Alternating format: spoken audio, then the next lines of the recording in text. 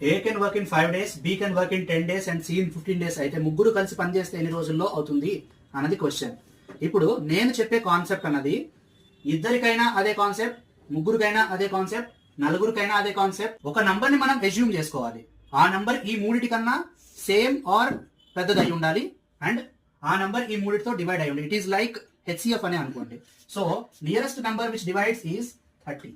So the answer will be 30 by 5 6s are 30. So 6. 10 3s are 30. So 3. 15 2s are 30. 2. ముగ్గురు కలిపి పనిచేస్తున్నారు కాబట్టి plus వేయాలి. So the answer will be 30 by 11 days. Similarly ఇది నేను assume చేసుకుంటున్న నంబర్ 60, ఎందుకంటే 4తో పోతుంది.